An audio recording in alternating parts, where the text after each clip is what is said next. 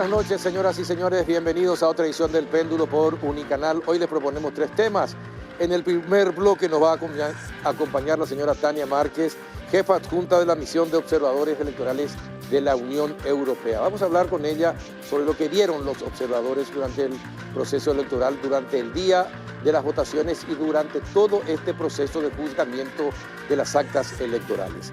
Ya presentaron ellos un informe preliminar y en pocos días más tienen que presentar el informe definitivo. El segundo bloque vamos a hablar con el ministro de Hacienda, don Óscar Llamosas, para conocer cómo va a recibir el próximo gobierno la economía de Paraguay, cómo está el Ministerio de Hacienda, cuáles son las proyecciones de crecimiento económico que tenemos para este 2023, qué podría pasar el año que viene y cuáles son los principales desafíos que tendrá en materia económica el próximo gobierno. Y el último bloque vamos a hablar acerca de algo que nos preocupa a todos, la inseguridad.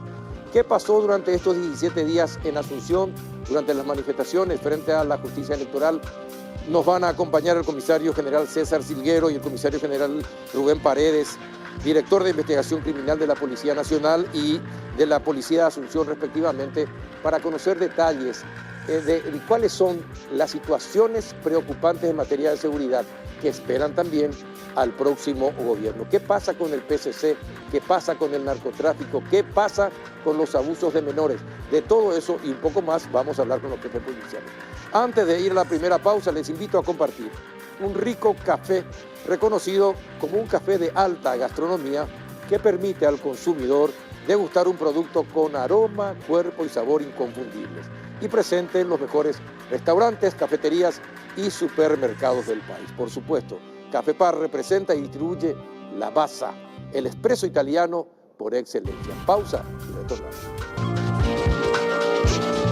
Muy bien, ¿qué tal doña Tania Márquez? ¿Cómo anda? Buenas noches. Buenas noches, muchas gracias por la gracias por invitación. estar. Hace 5 años Tania Márquez estuvo sentada en el mismo lugar conversando con nosotros después de las últimas elecciones y contándonos lo que fue también el resultado de la observación de los europeos. Bueno, y esta vez, 5 años después, ¿cambió algo? ¿Fue diferente? ¿Notaron algo diferente? Sí. ¿Cómo fueron, según los observadores de la Unión Europea, estas elecciones? Sí, en primer lugar, déjame decirte que es un gusto volver otra vez al programa.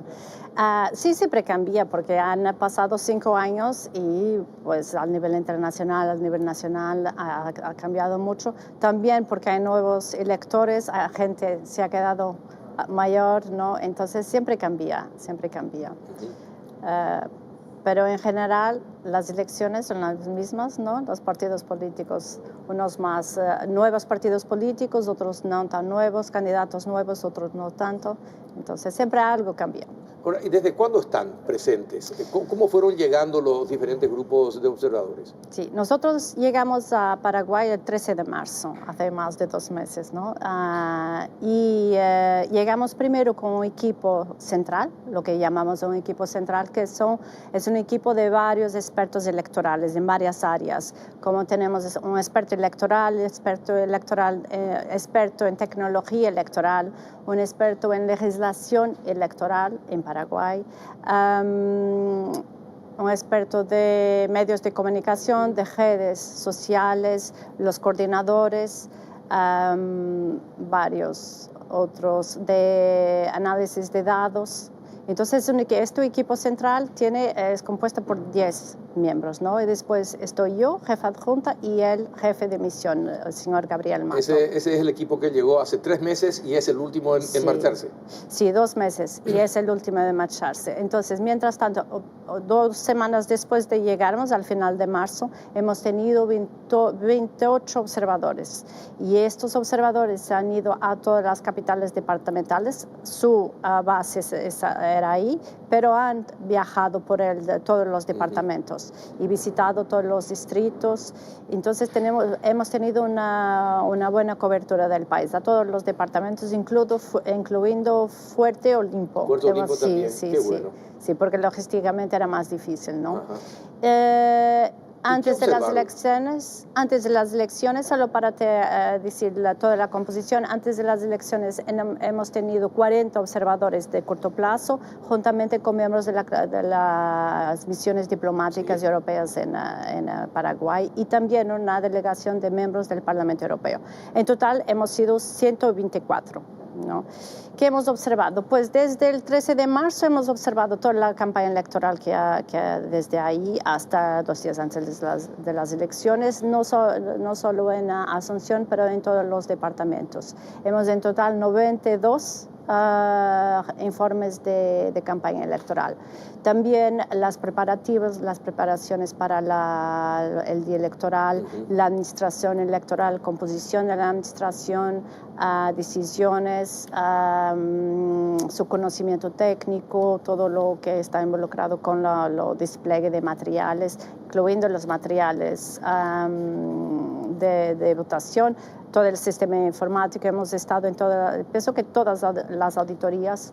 ¿En todas las auditorías? Sí, porque las auditorías... Es decir, todas las denuncias que se hicieron posteriormente, ¿ustedes notaron irregularidades en el aspecto tecnológico de las computadoras?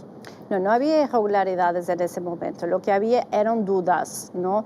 Pues hemos tenido no solo los observadores, nosotros, los observadores de la Unión Europea, pero también todos los apoderados de los partidos políticos. Y después, claro, ha habido varias auditorías en diferentes áreas. Y había apoderados con más conocimientos técnicos, otros con menos conocimientos técnicos, ¿no? Ahí, por ejemplo, lo que ha pasado y lo que está, seguramente que habla es lo que está pasando ahora, todas las dudas con los equipamientos. Pues en las auditorías mayoritariamente no había grandes dudas, pero cuando vamos a hablar de software, de códigos fuente, de la tecnología más técnica, ahí sí ha habido más dudas, y no tanto de los partidos más tradicionales, pero de Cruzada Nacional, que es un partido más nuevo.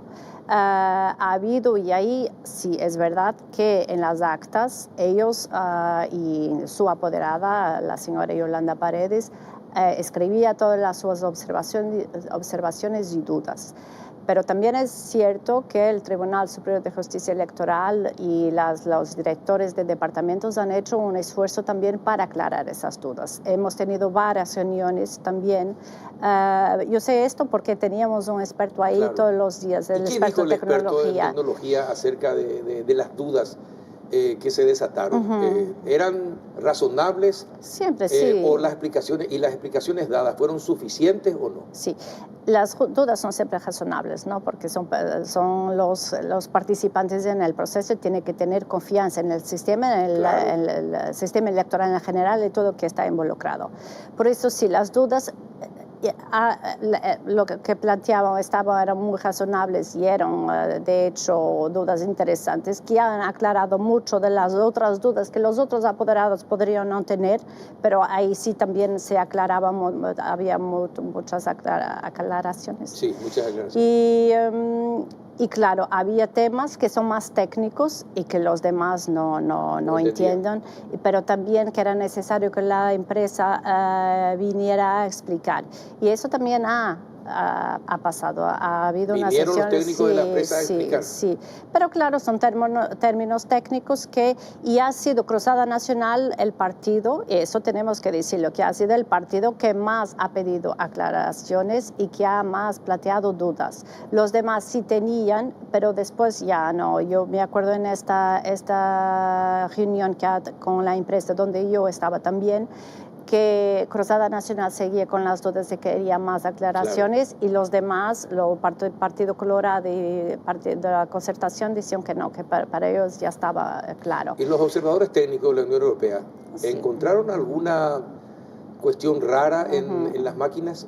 Sí, nosotros no hacemos la auditoría, por eso nunca... Ya sé, pero cuando estaban participando y cuando les explicaban a ustedes, sí, son razonables las dudas, pueden ser ciertas, no pueden ser ciertas, se les explicó suficientemente, pero no quieren entender. Había algunas cosas que no, había algunas cosas que tampoco la gente que estaba ahí entendía, ¿no? No, había cosas que no, y eso lo mencionamos ahí en nuestro informe preliminar, que había cuestiones más técnicas que se quedan sin respuesta. Yo pienso que no intencionalmente, que no, pero que la gente también aquí no dominaba el asunto y tenía que venir la empresa, ¿no? Y después, claro, con el tiempo que viene la empresa, pasa 2 días después, las cosas ya no, por eso, pero no hay, nosotros como observadores de la Unión Europea, lo que hacemos, no hacemos una auditoría al sistema, por eso no podemos decir el sistema es seguro o no es seguro, no, lo que hacemos es un análisis de las dudas que han sido planteadas,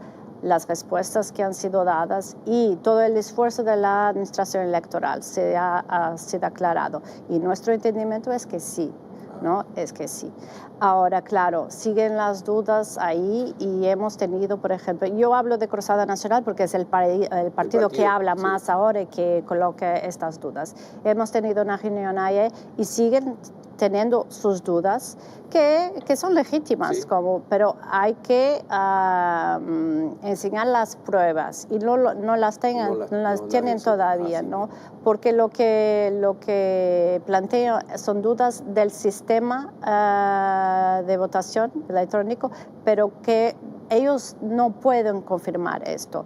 Y lo que han hecho es una reclamación con la Fiscalía para que la Fiscalía también pudiera hacer una investigación. Claro. Pero esto no va a pasar porque tiene que haber, para la Fiscalía intervenir, tendría que haber un delito, ¿no?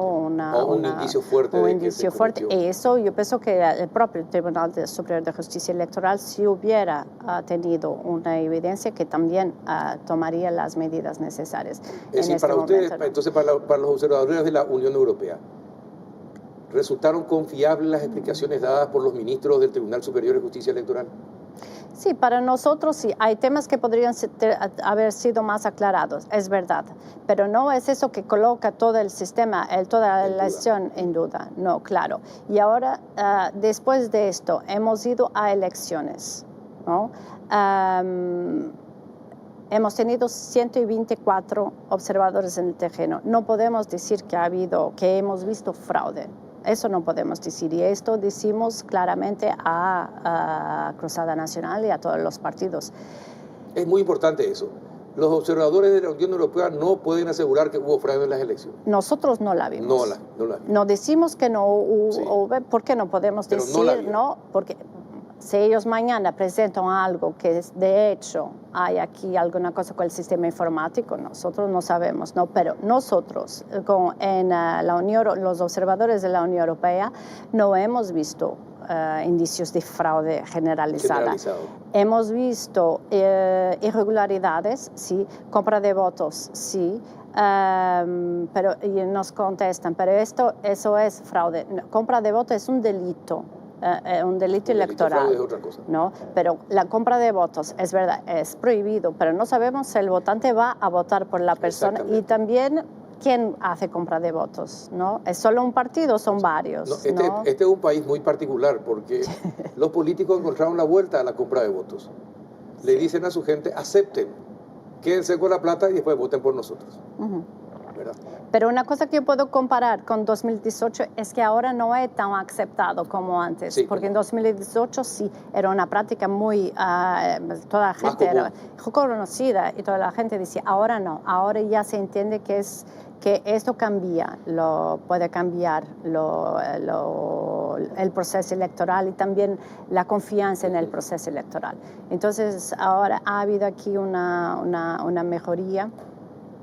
Y transporte de votantes también lo vimos, pero esto no interfiere dentro, o no podemos decir que hay una interferencia directa y en favor de qué partido en general dentro de la mesa de votación. Ahí sí vimos voto asistido ilegal, que no debería haber voto asistido en 19% de las mesas de votación que hemos observado.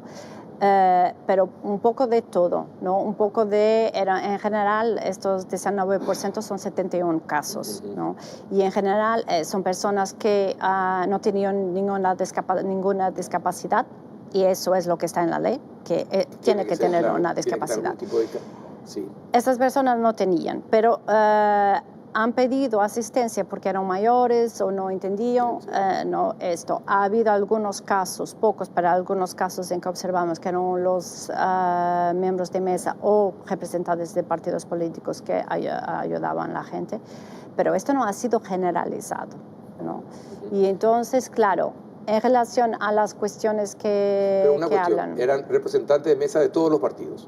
No, los representantes... No eran solamente los representantes del Partido Colorado o del Partido Liberal. Eran representantes. Sí, eso es. Porque yo hace compra de votos, hemos tenido, como por ejemplo en las inauguraciones antes de las elecciones, durante la campaña electoral, que es permitido por ley, pero es una práctica que interfiere en la percepción del votante del partido, ¿no? Y hemos tenido, y va a constar del informe final, pero así es una práctica que es por el Partido Colorado, el Partido Liberal y ahora también, yo creo, en Ciudad del Este. Estos también tienen, ¿no? No es solamente un partido. No es un partido, sí, el que lo practica. Sí, sí, eso es cierto, Bueno, eso durante el proceso electoral. En el juzgamiento, ¿qué observaron? En el juzgamiento, pues en los 10 tribunales electorales hemos tenido observadores a todo tiempo. Y el proceso ha sido transparente. Ha sido evaluado por nuestros observadores como transparente, como organizado. Y claro, ha habido algunas discrepancias de números, sí, pero discrepancias de, por ejemplo, tiene, imagino, 250 votantes en la acta y en la acta de apertura, la acta de cierre tiene 252. No, son cosas, o entonces, por ejemplo, un que hemos tenido ahora aquí en el cómputo final, la diferencia era de 100 votos, pero los votos estaban ahí, estaba todo correcto, pero al escribir la gente se cometió un error y pone 127 en vez de 227, pero ahí estaba todo bien. Cosas así que de hecho no... ¿Pero se escribe a propósito o sin querer? No, yo pienso que es... No ha sido intencional. No ha sido intencional. Las cosas que eran intencionales, ahí no había algunos casos. En general había 22 reclamaciones o mesas impugnadas salían. Pero eran cosas que de hecho había ahí algo o que no estaba claro y eran impugnadas. Pero en general, nosotros hemos evaluado el día electoral y el juzgamiento. El día electoral transparente, organizado, con bastantes filas de votantes, claro, pero eso tiene que ver también con el voto preferencial ahora, que se tarda más. Pero evaluamos como siendo transparente, organizado y de hecho no había grandes problemas o problemas de relevo. ¿Esas situaciones se dan en otros países? ¿Las mismas situaciones se dan en otros países? Bueno, ¿Donde fueron observadores? Sí, también. Sí, pero hay otros que no. ¿No? Hay elecciones de otros países que no son transparentes, por ejemplo, aquí una cosa que nos ya llama la atención también es la transparencia y la abertura del Tribunal Superior de Justicia Electoral. Y eso hay que decirles también que hemos tenido acceso a todo, pero nosotros somos observadores, no somos parte, pero los partidos políticos también ha estado siempre ahí, ¿no? Aquí al nivel... no se ha escondido nada, no vieron que se haya escondido nada. No. Qué bueno. Yo pienso que... sobre todo para los integrantes del Tribunal Superior de Justicia Electoral. No, yo pienso que estos 3 ministros han hecho un trabajo que es del hogar, ¿no dices? Porque de hecho pertenecen a diferentes partidos y han venido como 2 de ellos con bastante experiencia. Otro, el presidente no con menos experiencia, pero una persona muy respetada en Paraguay. Y de hecho han trabajado muy bien juntos y han hecho un esfuerzo para que las elecciones fueran transparentes. Yo pienso que la experiencia de las elecciones pasadas, con las actas que no aparecían, actas que no eran legibles, eso todo ha hecho... ha resultado en que los ministros que ya tenían esta experiencia, dos de ellos, sí, han tenido, y que no quisieran volver a una situación como esta, ¿no? Y de hecho, en estas elecciones hemos tenido los resultados rápidamente. Si tuvieras que calificar a las máquinas electrónicas para la votación, ¿te parece que son absolutamente confiables? Es decir, ¿la Unión Europea tiene una opinión al respecto? ¿Es conveniente o no es conveniente usar la máquina para la votación? Sí, eso no tenemos una opinión sobre eso. Eso es como sistema electoral. Eso es una decisión del país, ¿no? Y tiene que ver con la confianza pública en el sistema electoral y en la logística electoral. Si la gente confía en las máquinas, pues muy bien. Esta máquina no es básicamente un ecran con una impresora. No, es una máquina que no está conectada a ningún sistema informático de internet, nada. Simplemente la gente va ahí, escoge y sale un boletín. Se reproduce lo que se eligió. Sí, está ahí, se puede ver, ¿no? Y el votante, si quiere confirmar lo que está en el chip, también puede pasar y ver si está ahí.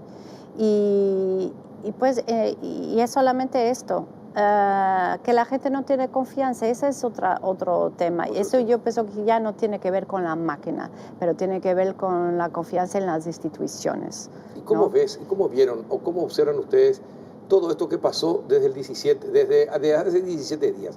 Las manifestaciones enfrente, el quedarse allí, el despeje el día de hoy. La manifestación ha ido perdiendo fuerza en la medida que se van conociendo también los resultados. ¿Qué piensan de todo eso? ¿Cómo lo observan ustedes? Bueno, es normal que la gente se manifieste cuando piensa que hay, porque de hecho, si vamos en la calle, si hablamos con las personas, esta percepción, existe esta percepción de que ha habido fraude. Y claro, ¿por qué? Porque si miramos los resultados. Pero la percepción es porque somos desconfiados por naturaleza. También. O porque se presentó alguna prueba, pero no porque al parecer no se presentó ninguna prueba, pero se desconfía.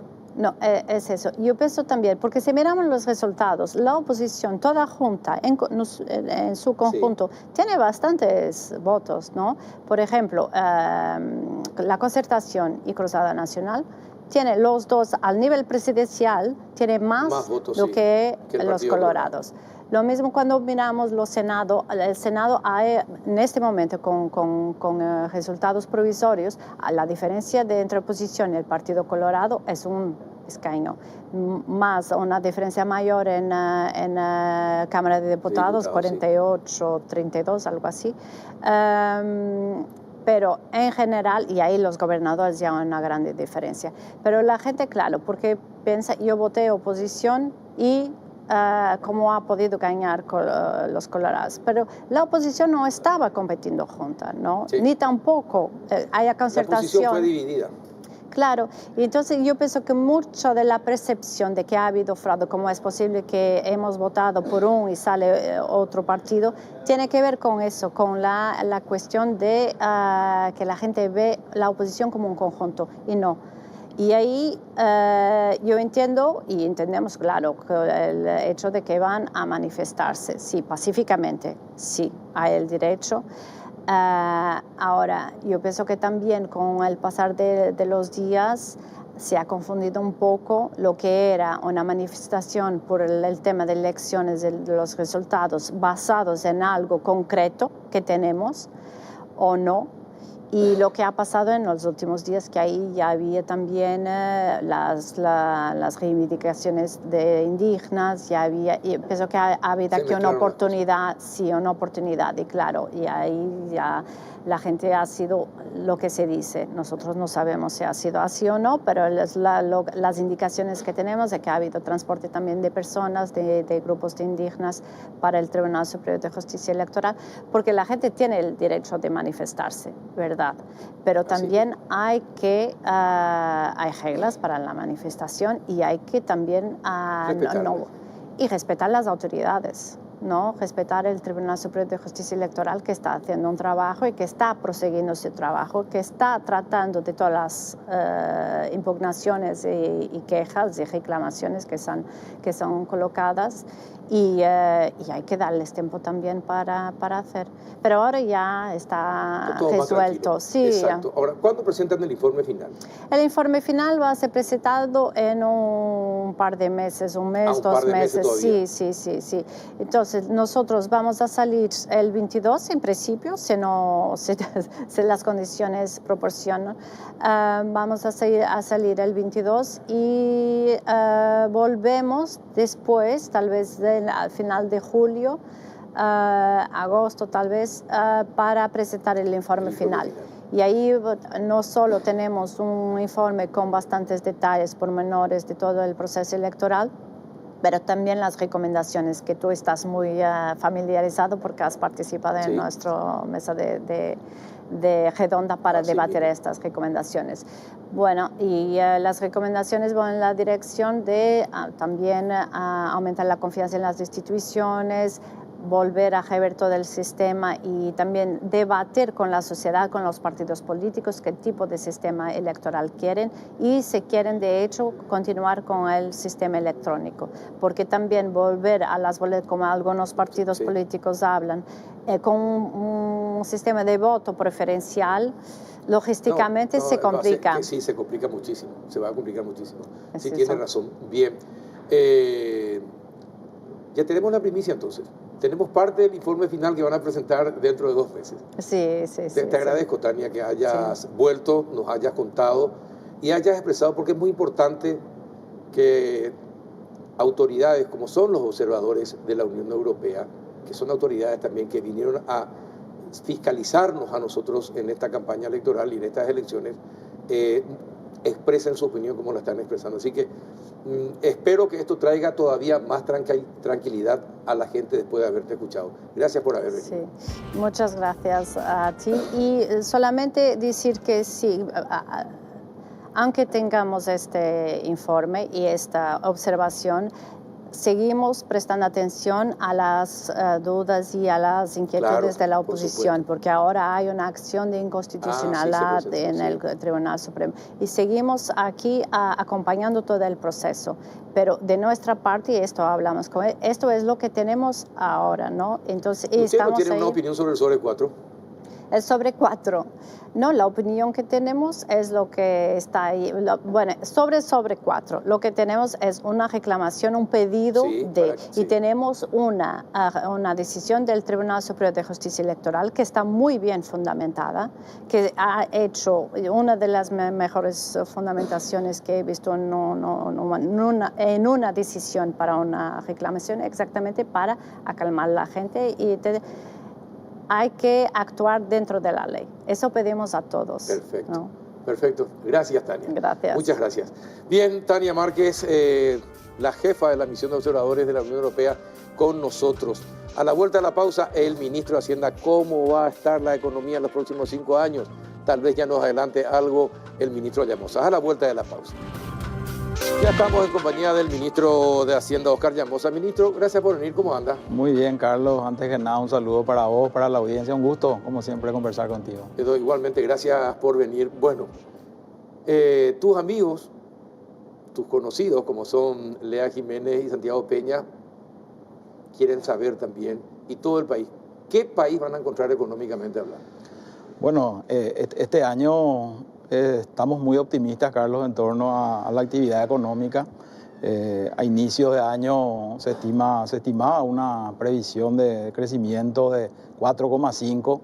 Ya estamos viendo algunos indicadores que están dando cuenta de que estos números se podrían concretar hacia el cierre del año, incluso por un porcentaje mayor, ¿verdad? Tuvimos los números de la actividad económica al mes de marzo que publica el Banco Central del Paraguay, con un crecimiento de 6% en este primer trimestre y efectivamente impulsados principalmente por el sector agrícola, que fue justamente el sector que el año pasado se había afectado y que hizo que nuestra economía prácticamente no crezca en el 2022. Este año, por suerte, ya con números también del sector agro. Es increíble cómo es importante el campo en la región.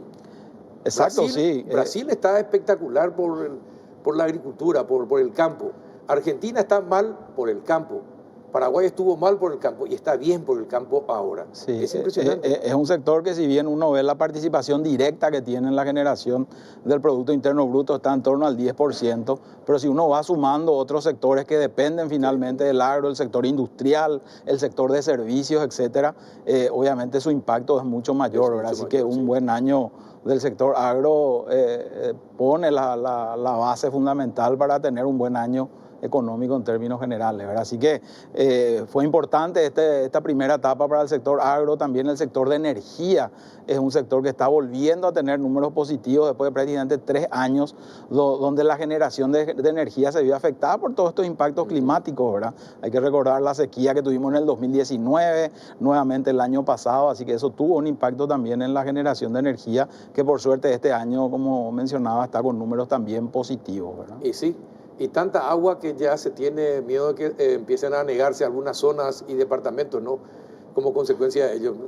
No tenemos solución. Sí, realmente, por la falta y por las obras. Pero estos años han sido muy complicados, ¿verdad? Cuando pensamos que ya salíamos de la pandemia, tuvimos una recuperación importante en el 2021.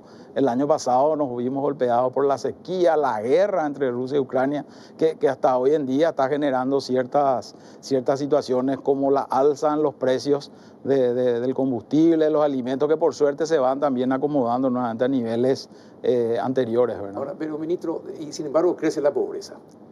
Y volvió a crecer otra vez, según estadísticas del propio gobierno. Entonces, ¿de qué manera eso nos afecta directamente? ¿Y qué pasa con los préstamos que se refinancian, se replantean y van extendiéndose y aumentando? ¿Cómo está nuestra caja para las inversiones, por ejemplo, que podemos hacer nosotros mismos? Si tenemos el tema del crecimiento a través de la pobreza y que hay un porcentaje muy elevado de personas que por cualquier cuestión que había subido un poquitito al nivel medio, después, como está en una zona muy vulnerable, vuelve a bajar rápidamente y aumentando la cantidad de pobres extremos y pobres. ¿Qué es lo que se puede hacer? Bueno, en primer lugar, Carlos, estos resultados que vimos de ciertos indicadores sociales del año 2022, como el dato que mencionaste de pobreza, está explicado básicamente por 2 factores. Uno, la actividad económica. El año pasado, consecuencia de la sequía, fue un año donde la economía prácticamente no creció, según el último dato del Banco Central, dan cuenta de un crecimiento de 0,1%, prácticamente cero. Y por otro lado, el alza en los precios. Ahora, finalmente, cuando uno define si una persona está o no en situación de pobreza, se tiene una canasta básica de alimentos que es la que marca esa línea divisoria entre pobres y no pobres, y con una inflación del 8% que tuvimos el año pasado, obviamente esa canasta fue mucho mayor, y aquellas personas que estaban en los umbrales de estar o no en situación de pobreza, obviamente dependiendo de esta coyuntura, un año están y otro año no, ¿verdad? No obstante, esperemos que este año con esa dinámica del sector agro, con la dinámica en los demás sectores, podamos ir reduciendo nuevamente o volver a esa senda que caracterizó a nuestro país también de los últimos años, de ir reduciendo paulatinamente la pobreza, ¿verdad? ¿Y qué podemos hacer para tener mayor cantidad de empleos? ¿Qué es lo que puede hacerse desde el gobierno, pero que no sean en funcionarios públicos, sino que se dé la posibilidad a las empresas privadas a tener la posibilidad de tener más empleados? Porque el empleo es lo que nos va a sacar de la pobreza, no es la asistencia social. Bueno, una condición necesaria, pero no suficiente, es que tengamos una economía sólida, ¿verdad? Nuestras variables macroeconómicas ordenadas, tanto por el lado de la política fiscal como del lado de la política monetaria, y eso sí depende del gobierno. Es por eso que nosotros insistimos mucho en esta agenda de reformas, ya sea porque nos va a ayudar a tener un fisco mucho más eficiente, con leyes como la de compras públicas, servicio civil, estructuras del Estado, y por otro lado también generar un ambiente o un clima de negocios propicio para que cada vez más inversores, tanto paraguayos como extranjeros, puedan apostar a nuestro país y seguir generando empleos de calidad, ¿verdad? Entonces, de lo que nos toca, yo creo que es importante avanzar con esta agenda de reformas de manera que podamos estabilizar las cuentas fiscales, macroeconómicas y, por otro lado, generar ese clima propicio para las inversiones, ¿verdad? ¿Y por qué siempre las inversiones del Estado, las compras públicas, entre ellas las compras públicas, por qué tienen siempre la adenda del 20%? Nunca, ¿por qué todas tienen que tener una adenda que llegue al límite permitido por la ley, que es el 20%? En general, Carlos, hay mucho de falta de planificación, ¿verdad? Cuando ¿De quién? De las entidades, ¿verdad? Cuando una entidad asigna los recursos a su presupuesto.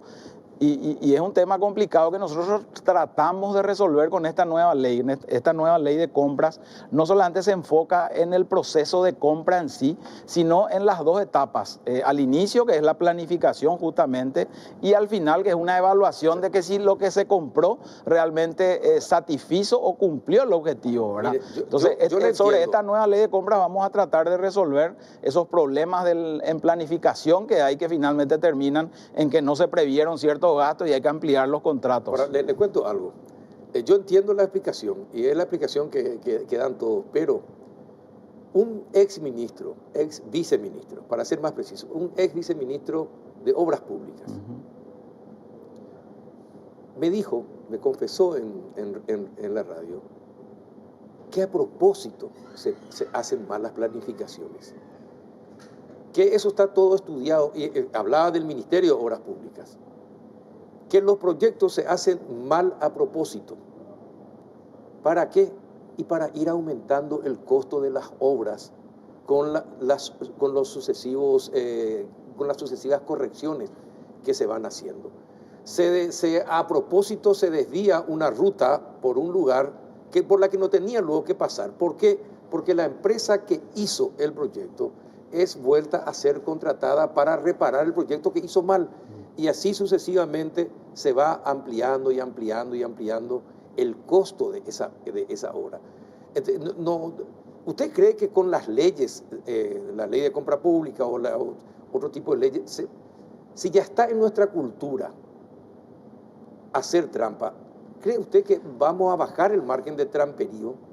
Definitivamente no, Carlos. Tener una buena ley no es suficiente para que finalmente lo que está escrito en los papeles se pueda llevar a la práctica. Ahí es clave generar las capacidades al interior de las entidades, los ministerios, sus áreas de planificación, en el caso que mencionaste, obras públicas, en la generación de proyectos que realmente contemplen todas las posibilidades que se puedan dar durante el proceso de ejecución. Esto es un proceso, justamente, valga la redundancia, ¿verdad? Muy largo. No lo vamos a hacer de un año a otro, ni por tener una ley al año que viene, al año siguiente, esto se va a solucionar. Pero ese es el camino, Carlos. No tenemos otra alternativa para ser mucho más eficientes con los recursos, ¿verdad? Hoy los espacios fiscales están cada vez más reducidos, la capacidad que podamos tener de financiar obras a través del endeudamiento tradicional también ya se va limitando. Entonces tenemos que cada guaraní o cada dólar que utilizamos rinda o sea lo más eficientemente posible, y ahí es clave, como te decía, tener una buena ley obviamente, pero a su vez tener la capacidad y los recursos humanos, el capital humano para que pueda llevar adelante todas esas cuestiones. Ahora, ministro, ¿verdad? ¿por qué, por ejemplo, el funcionariado público no tiene seguro público? Seguro médico público. ¿Por qué tiene que ir al privado y por qué tiene que tener seguro médico VIP, por ejemplo? ¿Qué explicación se le puede dar a la gente que está observando el programa y que tiene que costearse él mismo con su salario mínimo probablemente, o el de su familia, juntando los salarios mínimos de la familia, costearse un seguro médico en privados, como cualquier persona normal? ¿Por qué no le parece que si a lo mejor todo el sistema público es atendida por el seguro, por el sistema de salud pública, no empezamos a mejorar la salud pública también? Bueno, en primer lugar, Carlos, el funcionario público, como cualquier trabajador, tiene derecho a que su empleador le brinde la seguridad social, ¿verdad? Ahora, tenemos que discutir cómo damos esos pasos de manera a que vayamos al IPS. El IPS es finalmente el órgano de seguridad social. Así como está el IPS, claro, es un dolor de cabeza. Es un proceso, ¿verdad? No podemos irnos los 300.000 funcionarios públicos de una vez y pasar al IPS, porque obviamente no va a tener la capacidad para poder atender, pero son conversaciones que se están llevando adelante, Carlos, de manera que esto sea un proceso gradual, ¿verdad? Es contradictorio que el trabajador privado tenga un seguro público y el público tenga un seguro privado, ¿verdad? Entonces tenemos que dar esos pasos, pero tiene que darse de manera gradual y de manera ordenada, ¿verdad? ¿Y es posible? Por supuesto, por supuesto. Hoy lo que vemos, Carlos, independientemente de esta discusión que se pueda dar del sector público, del sector privado, vemos que un 80% de los trabajadores de la población económicamente activa no está cubierta por ningún sistema, y eso es lo que está ejerciendo mucha presión al sistema público en una primera instancia, y el día de mañana es un candidato a programas sociales como el de adultos mayores, que no vamos a tener la capacidad para poder afrontar y cubrir todas esas necesidades. Entonces hay que dar esos pasos en materia de formalización del empleo, de que cada vez más paraguayos se incorporen a los sistemas de seguridad social, y de eso, de este proceso también discutir cuál es el seguro que el Estado le va a brindar a sus trabajadores, ¿verdad? Aproximadamente hace 10 años creo que era el 18% de los trabajadores aportaban al IPS. ¿Hoy cuántos son? Seguimos en esos números, Carlos. ¿En esos números? Lastimosamente creo que no supera el 20%. Hay un 80% de paraguayos que trabajan que hoy no aportan a ningún sistema de seguridad social, y como te decía, meten presión al sistema público en una primera instancia, y el día de mañana algún programa social para que pueda brindarle ingresos mínimos para poder subsistir una vez que estén retirados, ¿verdad? Sí, y bueno, ¿y hay proyectos para reencauzar todo esto? ¿Hay proyectos de leyes para ordenar eso? ¿Reformas? Tenemos una agenda amplia de reformas, Carlos. De hecho, de inicios del gobierno, si uno cuenta cuántas iniciativas se presentaron al Congreso y cuántas fueron aprobadas, estamos hablando de más de 23 leyes económicas. Dentro de ellas está la de compras públicas, la reforma tributaria de 2019 y otras iniciativas que lastimosamente no fueron aprobadas por el Congreso, como la ley del servicio civil. Entonces, dado este marco y este proceso de transición, el año pasado nosotros habíamos acudido al Fondo Monetario Internacional de manera a generar una hoja de ruta que permita avanzar o tener una continuidad de esta agenda de reformas. ¿Son las que se plantearon con el FMI? Hay una serie de leyes, algunas, otras incluso están a nivel de decretos o nivel de acciones que se tienen que tomar a nivel del Ejecutivo, que están incorporadas dentro de esta hoja de ruta, como te decía, que creemos que para los próximos 2 años puede servir de mucho en esta... ¿Con el IPS qué se puede hacer? Desde el gobierno, por ejemplo, ¿qué se piensa que se puede hacer con el IPS?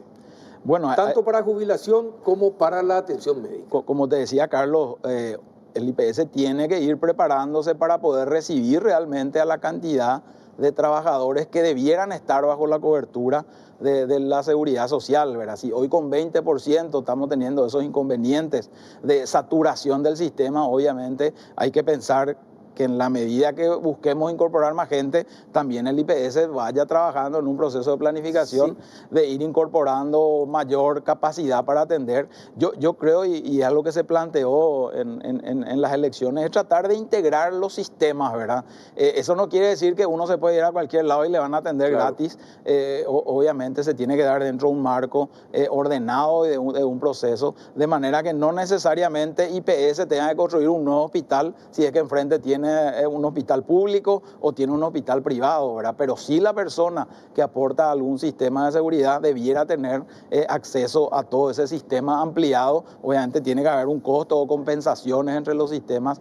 Es lo que nosotros vemos en otros países como Uruguay, por ejemplo. Entonces, yo creo que la rueda ya está inventada, ¿verdad? Es cuestión de mirar qué modelos fueron exitosos en la región y dar esos pasos, ¿verdad? Claro, pero ¿por qué no se puede parar, por ejemplo, el despilfarro? ¿Por qué desde los gobiernos no se puede parar el despilfarro en IPS? ¿Por qué faltando medicamentos se hace una pasarela? ¿Verdad? Es decir, ¿quién decide las prioridades de lo que debe hacerse? ¿Y por qué no hay una lógica en cuanto a las prioridades que se eligen para hacer, por ejemplo, en IPS nomás? Porque ahí tenés tu sistema, el sistema jubilatorio, ¿verdad? Que ya está echando agua por todos lados, y el sistema de salud. Faltan medicamentos, la gente se queja de la mala atención en el IPS, en los pasillos hace poco también en un centro de salud, teniendo hijo una chica en el piso. Esas cosas en pleno siglo XXI ya no deberían existir. ¿Qué pasa con los administradores y por qué no se actúa contra los malos administradores? Bueno, en primer lugar, Carlos, cada ministerio sectorial o cada entidad es responsable de cómo asigna los recursos que le son aprobados en las leyes de presupuesto. Usted no le puede controlar y decir, espera, vos vení acá, vos estás usando mal ese recurso, mira, las cosas son así, así, así, y vos como ministro de Hacienda no le puedes llamar la atención, por ejemplo. Imagínate, Carlos, hoy dentro del presupuesto hay más de 100 entidades, ¿verdad? Yo creo que va a ser humanamente imposible que desde el Ministerio de Hacienda tengamos que controlar uno a uno a cada entidad cómo asignan los recursos, ¿verdad? Se espera que dentro del proceso presupuestario, dentro de la entidad y después en las discusiones que se dan en el Congreso, la asignación de los recursos vaya realmente a las prioridades que pueda tener cada sector, ¿verdad? Obviamente en la medida que fortalezcamos estas herramientas que te mencionaba de la ley de compra, de la ley del servicio civil y otras cuestiones, podemos ser mucho más eficientes de lo que somos hoy en el uso de los recursos, ¿verdad? Y nuestras deudas, ¿cómo está la deuda pública? Bueno, la deuda pública dio un salto importante en la pandemia, ¿verdad? Todos recordarán que para llevar adelante esta propuesta que hizo el Ejecutivo de una ley de emergencia, de fortalecer el sistema de salud, implementar planes para asistir a trabajadores y a familias que dejaron en ese momento de recibir ingresos, se tuvo que recurrir al endeudamiento, cerca de 2.000 millones de dólares, para poder atender toda esa contingencia. Eso hizo que la deuda pública dé un salto importante de 24% a cerca de 31 o 32%. Hoy estamos en 34%, ¿verdad? Estamos en 34%. Es la deuda pública más alta que tuvo Paraguay. Entiendo que hubieron años donde fue más alta, pero acá hay que entender que la relación deuda-PIB depende de dos situaciones, ¿verdad? Puede darse el caso que la deuda no suba, pero si el PIB cae, sí, obviamente sí, ese ratio va a subir y viceversa, ¿verdad? Entonces, creo que hubieron ya años hacia el 2001, 2002, donde estos números estuvieron bastante altos, pero después de eso sí, hoy estamos en 34%, pero ya logramos estabilizar después de ese salto que se dio en el 2020, el año 2021 y el 2022 prácticamente no creció 1 o 2 puntos, que es el crecimiento normal que veníamos teniendo hasta antes de la pandemia. O sea, hoy estamos en un proceso aumentó por la refinanciación de la deuda? La propia deuda, ¿cuánto aumenta por la refinanciación? En general, Carlos, cuando nosotros hacemos administración de pasivos, que es básicamente rescatar nuestra deuda vieja. Administración pasiva es el bicicleteo, ¿verdad? Mal llamado bicicleteo. Mal llamado sí, bicicleteo, pero es básicamente eso, ¿verdad? Como se dice, los gobiernos no pagan sus deudas, sino que administran la deuda. Eso hacen todos los países del mundo, no solamente Paraguay. Ahí no hay un aumento en la deuda, pero lo que hacemos es rescatar una deuda de 100 con una nueva deuda por el mismo monto, ¿verdad? Entonces, los niveles de deuda no crecen cuando nosotros hacemos esa administración de pasivos. Sí crecen cuando emitimos deuda o tomamos un préstamo con un organismo multilateral para financiar un proyecto, ¿verdad? Y la expectativa que se tiene de tomar una deuda hoy para hacer un proyecto hoy es que el día de mañana ese proyecto reditúe en un mayor crecimiento económico y finalmente eso se pueda repagar solo. Esa es la lógica que hay detrás del endeudamiento y del por qué tenemos esa regla de oro de que solamente podemos tomar deuda para financiar proyectos de inversión, porque esperamos que ese proyecto de inversión ayude a repagar la misma deuda. Exactamente, genere empleo y compañía. Exacto. Bueno, ministro, ¿por qué nos cuesta tanto, es decir, no solamente bajar el nivel de la deuda, pero ¿por qué cuánto por ciento lleva el sector público del presupuesto general de la nación? Si uno mira el presupuesto y lo divide en dos, administración central, que básicamente están los ministerios y los otros poderes del Estado, estamos hablando de 50-50, ¿verdad? 50% va a la administración central y el otro 50% a las entidades descentralizadas, empresas públicas, universidades, etcétera. Pero el salario, los gastos rígidos, sí. ¿Cuánto representan el presupuesto? Si miramos solo los ingresos tributarios, Y dentro de los ingresos tributarios, ¿qué se financia? Ahí sí estamos en los niveles que mencionaste, cerca de 70 a 72 guaraníes de cada 100 de impuestos que se recaudan van al pago de salario, pero ahí es importante entender qué tipo de salario estamos pagando, ¿verdad? Si uno descompone otra vez esos 70, más del 80% va al pago de maestros, pago de médicos y pago de fuerzas públicas, ¿verdad? Es decir, que es un componente que no solamente es imposible de reducir, sino todo lo contrario, necesitamos más médicos, más policías, más enfermeras, etcétera. Entonces, es un componente rígido que es imposible prácticamente de bajar, perfecto, ¿verdad? Pero ¿y qué es lo que se puede idear para enfrentar esta situación y generar los recursos para financiar rápidamente el país con desarrollo y con generación de empleo, por ejemplo? Soluciones mágicas no hay, Carlos, pero, Sí, pero básicamente tenés dos factores que tenemos que seguir avanzando en los procesos de mejora. Por un lado, los ingresos. Sabemos que hay todavía una economía informal que no está aportando al fisco lo que tiene que aportar y por lo tanto hay ingresos que no se están generando y no se están recaudando, ¿verdad? Entonces hay todo un trabajo que se viene haciendo desde la Subsecretaría de Tributación. ¿Cómo se puede formalizar todo ese dinero en negro que se mueve, que son 12.000 millones de dólares aproximadamente, según recuerdo la última vez que Sebastián H. nos explicaba? ¿Cómo se puede formalizar todo eso? Por un lado, la reforma tributaria estableció algunos regímenes especiales que nosotros creemos que pueden ayudar a ese fin, ¿verdad? Regímenes mucho más simples como el resimple, simple, etcétera, que permiten que cierto segmento de la población que antes no tributaba hoy pueda tributar porque es mucho más sencillo y obviamente todos los beneficios que está detrás de poder ser formal, ¿verdad? Creo que la pandemia dejó en evidencia que muchas microempresas, por no ser formales y por no tener información, el sistema financiero no le pudo otorgar financiamiento, ¿verdad? Entonces, hay todo un trabajo que se está haciendo ahí. El tema de la factura electrónica yo creo que va a ser clave en este proceso de formalización porque va a generar información y a través de los sistemas va a ser mucho más fácil hacer los controles y va a ser mucho más difícil evadir al fisco. Y por otro lado, los gastos. Definitivamente tenemos que ser más eficientes en el gasto público, ahí que siempre insistimos con las reformas. No son suficientes tener buenas leyes, pero es necesario tener buenas leyes para que a partir de ahí podamos construir. ¿Qué porcentaje malgastamos? Por eso hablamos de mejorar el gasto público. ¿Cuánto suponen ustedes que se malgasta? Los datos que tenemos son los datos que publican algunos organismos internacionales que en base a ciertas metodologías ellos estiman, en el caso paraguayo, que si bien está por debajo del promedio de malgasto dentro de la región, creo que se hablaba de números cercanos al 4% del PIB de malgasto, ¿verdad? Obviamente ahí hay muchas cuestiones que no necesariamente son un malgasto, sino una mala asignación de recursos. En vez de estar destinando a un sector donde puede dar un resultado mucho más eficiente, hoy estamos destinando a otros sectores que por ahí no generan el impacto que hubiese generado si destinábamos a otro lugar, ¿verdad? Entonces, es un número interesante, por eso detrás de la ley de compras, porque básicamente estos organismos dicen que hay 3 segmentos donde malgastan los gobiernos, ¿verdad? Uno en las compras públicas, otro en la remuneración a los funcionarios y otro en las transferencias que hacemos, ya sea en programas sociales, ya sea a jubilados, etcétera. Entonces, justamente son 3 sectores sobre los cuales se construyó una agenda de reformas. Tenemos nueva ley de compras, no así de servicio civil, y estamos trabajando también en lo que hace a los programas sociales, ¿verdad? Y en general, todo esto que estaba mencionando es corrupción. Finalmente. Y es una mezcla de todo, Carlos. Sí, hay mala asignación, malas políticas, sí. Y obviamente también habrá corrupción. Y la corrupción, ¿hay una estimación de cuánto nos cuesta como país la corrupción?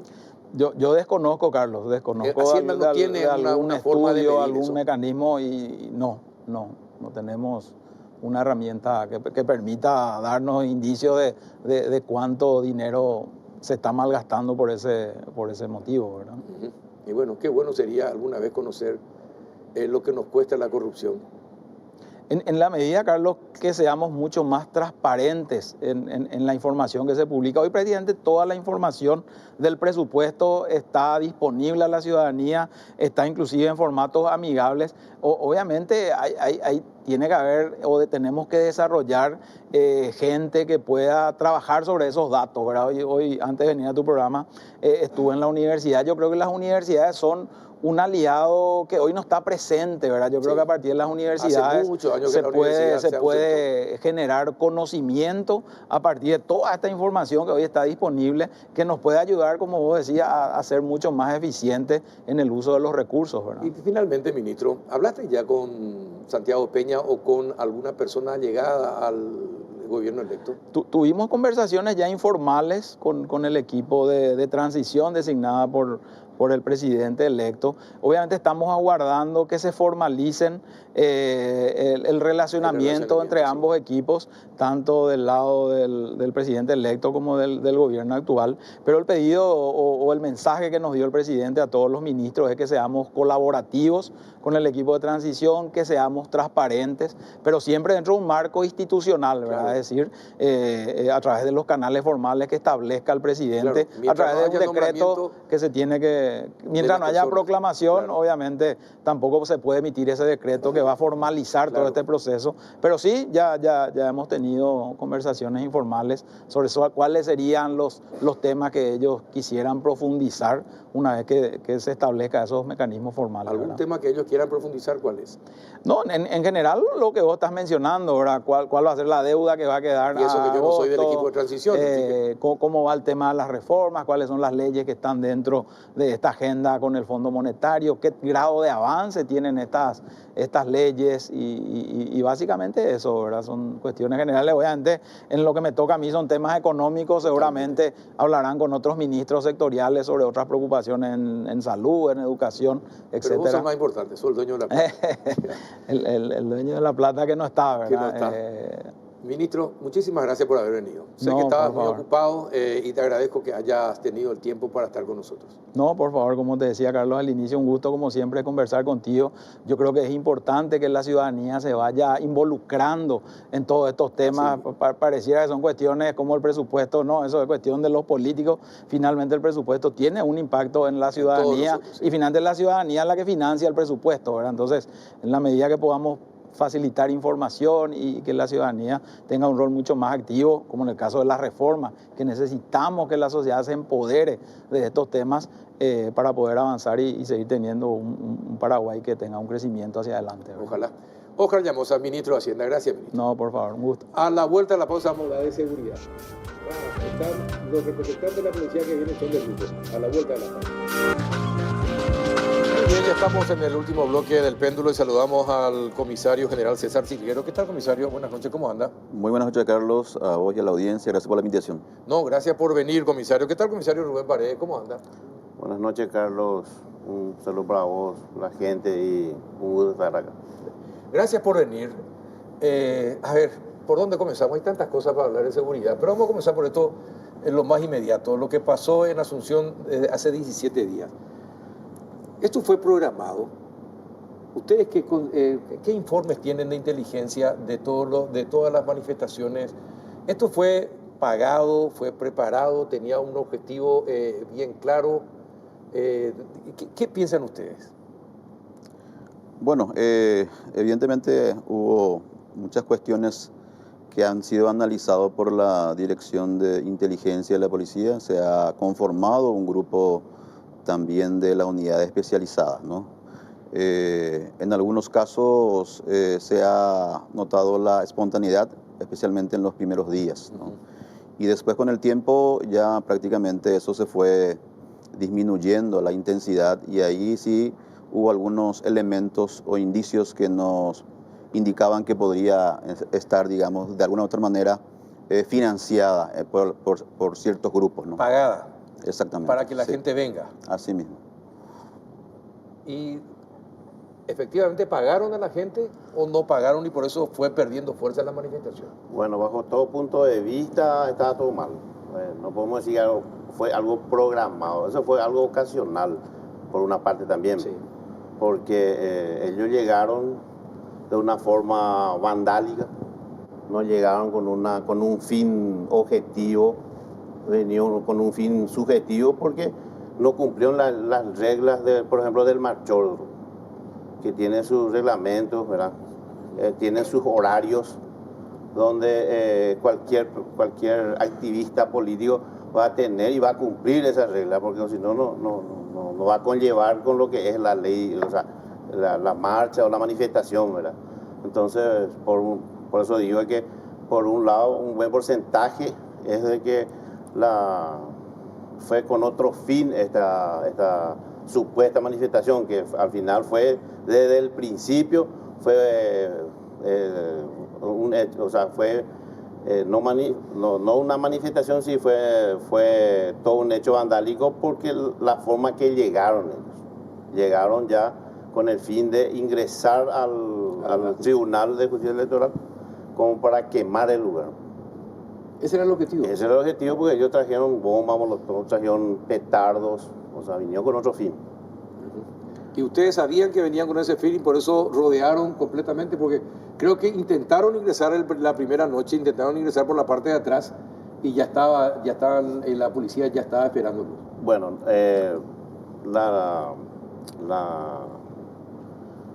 las elecciones están enfocadas siempre a que en un cierto horario teníamos que cerrar ese lugar, teniendo en cuenta de que al término siempre se recepcionan tanto las papeletas y también las urnas electrónicas. Entonces, sí o sí, eso se cierra. O sea, eso estaba programado el sistema de seguridad para eso. Por eso están los vallados. Pero después el servicio de inteligencia captó de que ya había amenazas en las redes sociales, en los diferentes grupos de WhatsApp, de que se están autoconvocando para una manifestación de protesta por un supuesto fraude. Entonces, ese lanzó la alerta y triplicamos la dotación del personal. Tuvimos tiempo gracias a que el servicio de inteligencia captó también eso. Si no, no hubiésemos tenido tiempo, y esa cantidad de personas que se empezaban a manifestar en diferentes lugares en los alrededores de la justicia electoral, a lo mejor hubiese sobrepasado la presencia policial, ¿verdad? Ahí nos dio tiempo de dotar de más personal táctico que estuvieron aguantando en el lugar. Ahora, yo les pregunté si estaba todo programado porque me llamó la atención un hecho, ¿verdad? De que intentaron mantener a la policía ocupada en el país, en todo el país, en las rutas del país, en Alto Paraná, en Caguazú, en San Pedro, en Amambay, en Acceso Sur y compañía. Es decir, la policía tenía que estar atenta en diferentes partes mientras se congregaba la gente frente a la justicia electoral. Por eso le digo yo, es decir, y lo que ustedes dicen de alguna manera me confirma esa presunción de que tenían unas intenciones bastante fuertes contra la justicia electoral. Bueno, la policía en ese día estaba ocupada, pero estábamos organizados, porque cada evento de esta naturaleza, o sea, no de esta naturaleza, este evento cada 5 años está bien organizado. Los directores de policías, los directores generales de diferentes direcciones tienen su responsabilidad. Por ejemplo, la Dirección General de Investigación Criminal con los entes técnicos tiene su trabajo específico y lanzan las alertas de acuerdo al trabajo que van teniendo. Por ejemplo, el servicio de inteligencia, el trabajo técnico, las redes sociales, ¿verdad? Por un lado. El trabajo preventivo era primero, antes, durante y después de las elecciones, asegurar la llegada de las urnas, las actas dentro de los locales de votación, al otro día, el día de las elecciones, y hasta que salga las urnas electrónicas y llegue a la justicia electoral. O sea, estaba totalmente organizada. Por eso, aparte que, como dijiste, que estaba ocupada la policía, es por supuesto, evidente que sí, cada dirección de policía dentro del territorio del país tenía sus ocupaciones, ¿verdad? Y su problemática aparte de eso. ¿Y qué creen ustedes de los actos vandálicos que ocurrieron? Porque esos fueron al principio, después fueron disminuyendo los actos vandálicos, pero sí llamó la atención la cantidad de armas, estoques y compañías que se encontraron ayer, por ejemplo, y que se mostraron a la prensa. ¿Por qué creen ustedes que fue muy violento el inicio? Nosotros creemos que esta gente fueron utilizados. porque el día después, que fue hoy, sobre este resultado estamos hablando, un resultado altamente positivo, podemos decir de que, y hablando con la gente ya reducida, y le íbamos acomodando en los colectivos ómnibus de la policía como para ser trasladados en su lugar de origen, ellos ni sabían del por qué estaban acá. O sea, no tenían ni idea de lo que es una manifestación, ni el fin o el objetivo de una manifestación. Ellos estaban acá, ellos lo único eran citados con una promesa de un buen vivir, alimento, dinero en efectivo que nunca les llegó. Ah, prometieron dinero. Prometieron dinero, sí. Eso ellos mismos dijeron. Sobre el punto, yo creo que la policía trabajó de manera impecable en relación a los primeros incidentes, ¿no? Los primeros incidentes fueron los más violentos y tuvimos más de 200 personas detenidas sí, que fueron procesadas por resistencia, perturbación a la paz pública y otros delitos. Eso evidentemente demostró una alta, digamos, capacidad resolutiva de la policía en cuanto a esos incidentes, que también de alguna u otra manera ayudó para que eso pueda bajar el nivel de intensidad. Posteriormente, lo que tiene que ver con el despeje ya del día de hoy, se ha evidenciado con todo lo que se ha hallado en el lugar, que evidentemente ellos estaban preparados como para incidentar y violentar, digamos, a la policía y, ¿por qué no?, los comercios y los lugares sensibles de la zona. Eso queda totalmente evidenciada con todo lo colectado hoy, en todo lo que tiene que ver con las evidencias, varias bidones de combustible. Hay 14 personas que están procesadas por este despeje del día de hoy y más de 57 personas que fueron verificadas también. Sí. Y luego vueltas, digamos, a la Plaza Italia y otros con sus grupos étnicos, ¿no? Ahora, y la policía tiene determinado si todos los manifestantes eran afines a Cruzada Nacional o también en los días posteriores al día de las elecciones y las primeras protestas se fueron sumando también representantes de otros partidos. Dentro de las primeras intervenciones encontramos, habían bastante menores de edad, jóvenes de aquí, especialmente de Central, que fueron demorados ese día y luego puestos, digamos, nuevamente en libertad, fueron entregados a sus familiares, que evidentemente no fueron a votar el día 30, pero sí que estuvieron en los momentos de los incidentes más importantes. Y mucha gente también de ese, digamos, nivel o de similares características que se acoplaron más bien por curiosidad algunos y otros también, tal vez por otros motivos, ¿no? Otro motivo. Comisario, le escuché a usted hablar acerca de los niños y las mujeres. Y le escuché enfadado y molesto por la forma como habrían utilizado a las mujeres y a los niños. Cuéntenos por qué fue lo que le molestó. Primeramente que los indígenas fueron utilizados por alguien que, por supuesto, también se está investigando, que están a cargo de los entes técnicos. Lo que nos da rabia, por decir, es que estos indígenas le utilizaron otra vez a sus hijos como escudo para que la policía no pueda ingresar con ellos, que fue una de las mayores preocupaciones nuestras, claro, ante el evento que pasó hoy. Antes del despeje. Antes del despeje. Por eso, en 3 días evaluamos qué hacer, cómo hacer, para que no tenga un efecto colateral grave, que era eso. Era un efecto que... no deseado y que iba a complicar y que todo un esfuerzo iba a echar... Iba al tacho. Iba al tacho, sí, ¿verdad? Sí mismo. Lo que da rabia y da lástima es de que una vez que ellos se iban retirando, le veo una criatura semidesnuda que era utilizada por el mismo papá o por la misma mamá en el lugar. A lo mejor tenía frío, no sabemos qué, a lo mejor después qué enfermedad pudo haber tenido ahí, estaba expuesta a la intemperie, porque en esos días refrescó, llovió, sí, había mucha neblina, Humedad. había mucho fresco, humedad. No eran alimentados en forma como tiene que ser una criatura que está expuesto a la intemperie, que está expuesto a cualquier virus.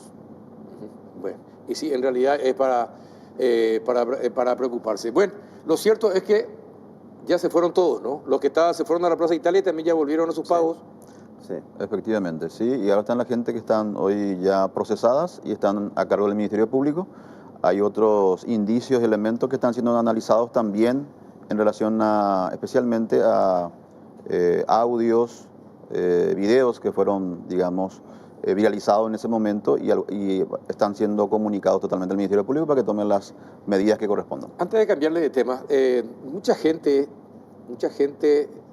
no entendió el video del señor paraguayo Cubas. Y mucha gente se quedó con la idea de que es algo que no está en la lógica de su comportamiento, llamar a la cordura del sector indígena y que vuelvan a sus hogares. Entonces, creen que es posible que o la inteligencia artificial o se le haya obligado a hacer ese video. A mí me resulta increíble que a Paraguayo Club alguien le quiera obligar a hacer algo que no le guste, ¿verdad? ¿Qué dicen al respecto? Es decir, él se ofreció para hacer el video para tratar de bajar los decibeles y los ánimos en las manifestaciones. ¿Cómo fue? Ese detalle que se ofreció no puedo decir, bueno, no sé, ¿verdad? Pero Paraguayo Cuba es una persona muy cambiante y eso es de público conocimiento. Sí. Es bipolar, que es también de público conocimiento. O sea, no se le ve a él ahí apuntado con un arma o presionado. Él habla, se le ve libre, hablando, no se le ve. La policía no le obligó a hacer ese video. De ninguna manera. De ninguna manera. Está digamos, en su derecho de reclamar, si fue así, solamente que se hizo a través de los canales correspondientes, ¿no? Digamos, a conocimiento de su abogado, del juzgado correspondiente, como entiendo que fue la versión oficial. Bien, hasta aquí llegamos con el tema de la manifestación de Paraguayo Cubas y compañía. Ahora, ¿qué pasa con el PCC? Le detuvieron a 3, se escaparon aproximadamente 7, según las informaciones de inteligencia a las que accedimos nosotros también. ¿Qué pasa? ¿Por qué? ¿Y qué es lo que preparaban? ¿Qué informaciones tienen ustedes de lo que preparaba el PCC en Asunción o en Lambaré? Bueno, en primer lugar, yo no quisiera darle nombre digamos, a ninguna facción transnacional. No obstante, el trabajo altamente satisfactorio del parte de la Policía Nacional en relación a sus unidades especializadas, en este caso el Departamento de Homicidios, que es la que recibe la información y lo procesa bajo la dirección del Ministerio Público, en este caso el doctor Lorenzo Lescano. El trabajo yo creo que fue impecable en el sentido de que se ha abortado un posible hecho de sicariato en Asunción o en Central, de acuerdo al reporte de inteligencia, que probablemente el objetivo se manejaba, podría ser en Asunción o en Central. Y eso es muy importante, significa de que las unidades de inteligencia y de la Policía Nacional están, digamos, en alerta totalmente en cuanto a elementos que puedan violentar, en este caso, nuestra capital. 7 sería la información preliminar del grupo, digamos, de estas personas dedicadas a hechos delictuosos. 3 están detenidos, el resto prácticamente ya están identificados. Ah, sí, ya lo identificaron. Ya están identificados. ¿Y tienen los nombres? Evidentemente en este momento no podemos nosotros aún dar a conocer, comentar. Pero sí ya tenemos los nombres y eso está siendo procesado en este momento. ¿Y hay paraguayos y brasileros en el grupo? De los que fueron detenidos sí podemos hablar que son 2 brasileros y un paraguayo, uno con orden de captura en Brasil, el otro con antecedentes, y evidentemente son personas que se le conocen en el ámbito de la criminalidad. Ajá. ¿Y los restantes? Los restantes ya están, como le dije, ya están identificados, está en un proceso importante. ¿Pero hay también brasileros entre esos identificados? No quisiera ahondar demasiado, Carlos, porque quiero respetar a los investigadores principales, pero sí el avance es importante y eso por supuesto va a tener su resultado, consideramos, en poco tiempo. Ajá. Bueno, pero ¿qué pasa? ¿Por qué las agrupaciones así de sicarios se arman, alquilan departamentos y vienen a la zona central o a Asunción a hacer sus operativos? ¿Qué está pasando? Bueno, yo quiero decirles de que cuando hablamos nosotros de hechos de muerte por encargo, Asunción y Central es el que tiene, digamos, el nivel. Bueno, Asunción no tiene un nivel alto de muerte por encargo, Central tiene un poquito más elevado, evidentemente estamos hablando del departamento de mayor índice poblacional. Sí. Pero no podemos hablar, por estadística, no podemos hablar de que se ha instalado en Asunción. Sigue siendo Mambay el departamento con mayor índice de muerte por encargo. Entonces, en ese sentido, hablamos de personas vinculadas a estas organizaciones que se trasladan detrás de un objetivo. Y generalmente las personas que tienen problemas con estas organizaciones se sienten más seguros en Asunción para protegerse, ¿no? Sí, entonces, evidentemente, pueden pasar más desapercibidos. Evidentemente, sí. estas personas vinculadas a estos hechos de sicariato vienen a Asunción, cometen su hecho y vuelven nuevamente a su zona de confort.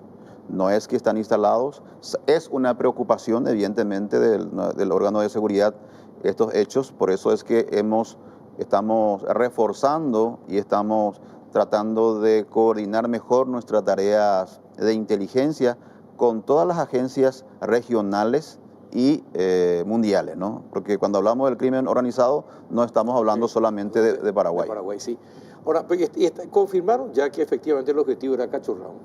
¿Eso está confirmado? Esa es, digamos, la información que se maneja.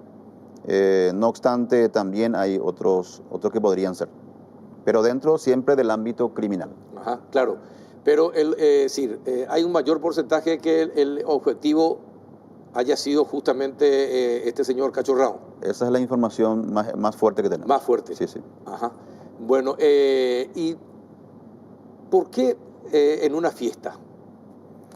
Esa es una hipótesis, ¿no? Porque evidentemente el trabajo sigiloso que hizo la División de Homicidios demuestra de que esa persona no estuvo en ese lugar porque él también tiene orden de captura. Sí, claro. Si estaba ahí lo íbamos a detener. Ajá. Entonces era una del manejo de información de parte de los investigadores que podría ser. Pero evidentemente eso no fue porque estuvieron ahí gente trabajando de manera coordinada con el Ministerio Público y no se lo pudo detectar en ese lugar. Uh-huh.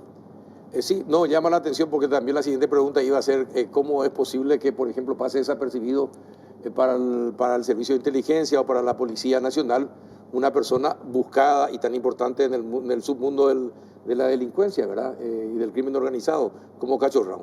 En realidad parece riesgoso el trabajo de estos sicarios en particular, iba a ser muy riesgoso. Por eso le preguntaba, todavía no está confirmado en qué evento se iba a cometer, dónde se iba a cometer el caso de sicariato, si es que se cometía. Y hay informaciones importantes en relación a eso, por eso es que no quiero ahondar, porque sí había digamos, varias inmuebles que estaban siendo vigilados en relación a este grupo. Ajá. Pero evidentemente era el momento de allanar de acuerdo a la información que ellos tenían y bueno, creo que con esto se ha abortado lo más importante y ahora ya le tenemos identificado al grupo y eso es muy importante para nosotros. Comisario Silverio, en el caso del que tiene orden de captura en Brasil, normalmente las autoridades de Paraguay entregan a la justicia, a la policía brasileña, a la justicia brasileña, una persona buscada por Brasil. ¿Van a aplicar el mismo criterio en este caso? Y eso está a consideración del señor fiscal. Hay una imputación previa por la ley 4036, también la ley contra el crimen organizado. Entonces, creo que eso va a quedar a criterio ya del señor fiscal. Él sí. tiene una orden de captura, pero fue imputado por el hecho en sí. Podría cumplir primero la condena acá y después se le entrega a los brasileros. A no ser que, digamos, se vea otra salida procesal. Ajá. Interesante. Sí, sí.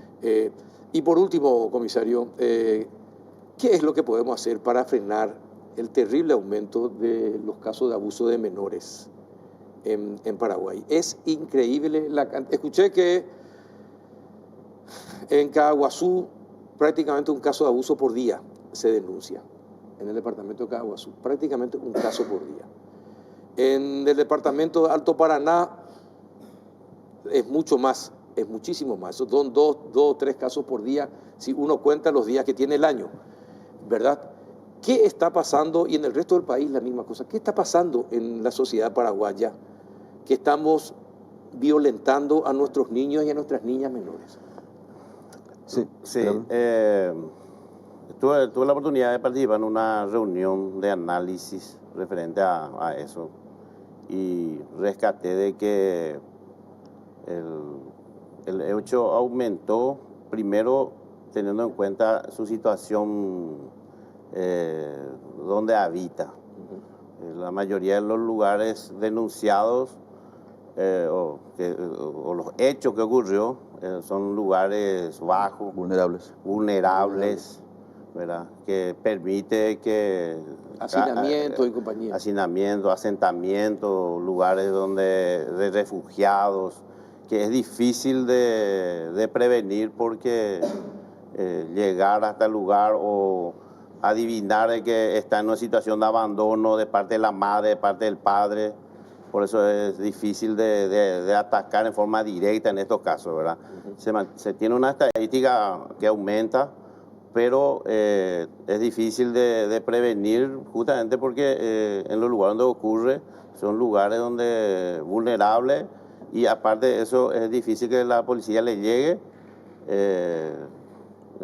Está en el seno. Porque son generalmente gente de la familia, o conocidos, muy conocidos de la familia. Sí. Entonces, qué compleja, ¿no? Le preguntaba esto porque nosotros nos jactamos de ser muy solidarios, pro familia, pero los casos de abuso contra menores aumentan considerablemente y la mayoría de los culpables son gente o de la familia o muy allegada a la familia. Es como el feminicidio, ¿no? Es como el feminicidio. Es muy difícil detectar de parte de los órganos de seguridad. Es muy difícil detectar eso. Sí, pero es un problema social que hay que ver de alguna manera, porque hay que ir disminuyendo. Son demasiados casos en poco tiempo. Sí. O se denuncian más ahora. Así mismo, sí. Y hay algunos que no se denuncian. No. Me decían los expertos que estudian este tema que por cada uno que se denuncia hay por lo menos 6, 7 que no se denuncian. Sí. ¿Verdad? Según estándares de otros países. Entonces es todavía mucho más grave la situación. Es una cuestión también educacional, ¿no? Totalmente. Creo que básicamente es educacional. Sí. Bien, señores, les agradezco que haya venido, comisario Silguero. Muchísimas gracias por venir. A usted por la oportunidad. Comisario Paredes, muchas gracias también a usted. Y es un capo el comandante. Le vamos a dar el Oscar a la mejor actuación al comandante de la policía. Por lo que dijo ayer. Bien, gracias, comisario Paredes. Gracias, comisario Silguero. Y a ustedes también, gracias por otro miércoles más. Hasta el próximo.